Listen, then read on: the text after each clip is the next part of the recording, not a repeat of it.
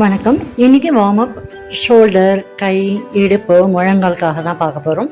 ஷோல்டருக்கான warm up இந்த மாதிரி கைகளை ஷோல்டரில் வச்சுட்டு forward to backward 5 times, backward to forward 5 times பண்ணிக்கோங்க. இது நிதானமான மூச்சில் பண்ணாலே போதுமானது. அடுத்து கைகளுக்கான வார்ம் அப் பார்க்க போகிறோம். கைகளை மேலே கொண்டு போகும்போது மூச்சு காற்றை உள்ளே இழுத்துக்கோங்க. கைகளை கீழே கொண்டு வரும்போது மூச்சு காற்றை வெளில விட்டுக்கோங்க. இன்ஹேல், ஹேண்ட்ஸ் அப், கூப்பின நிலைமைக்கு கொண்டு போங்க. Exhale, hands down.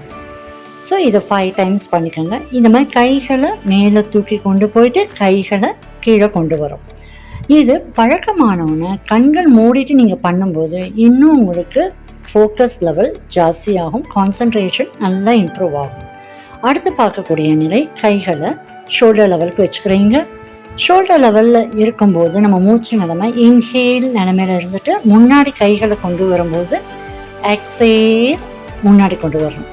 இன்ஹேல் பண்ணும்போது கைகளை ஷோல்டர் லெவலுக்கு, எக்ஸேல் பண்ணும்போது கைகளை முன்னாடி கொண்டு வரணும். இதுவும் ஒரு 5 டைம்ஸ் பண்ணிக்கோங்க. அடுத்து பார்க்கக்கூடிய வார்ம் அப், இடுப்புக்கான வார்ம் அப். கால்களை இடுப்பு அளவுக்கு, உங்கள் கன்வீனியன்ட் அளவுக்கு கால்களை அகலமாக வச்சுக்கோங்க. நடுநிலைமையிலிருந்து இப்போ நம்ம இடுப்பை திருப்ப போகிறோம். நம்ம வலது பக்கமாக இடுப்பை திருப்பும் போது நம்ம இடது காலை குதிகாலை தூக்குறோம்.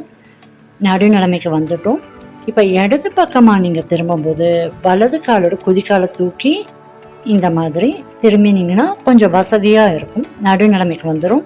இப்போ வலது பக்கம் நீங்கள் திரும்புகிறீங்க. உங்களால் எவ்வளோ தூரம் திரும்ப முடியுமோ அந்த அளவுக்கு திரும்புங்க.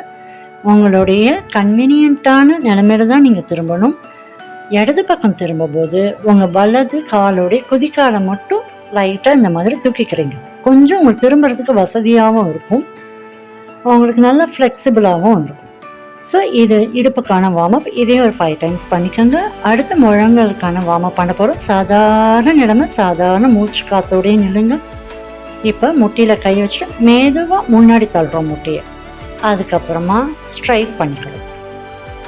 மறுபடியும் முன்னாடி தள்ளுறோம், ஸ்ட்ரைட் பண்ணுறோம். இதையும் ஒரு 5 டைம்ஸ் பண்ணிக்கோங்க. இந்த மாதிரி எல்லா வார்ம் அப்பையுமே நிதானமாக பண்ணுங்கள். நாளைக்கு பாதங்களுக்கான வார்ம் அப் பார்க்கலாம். தேங்க்யூ.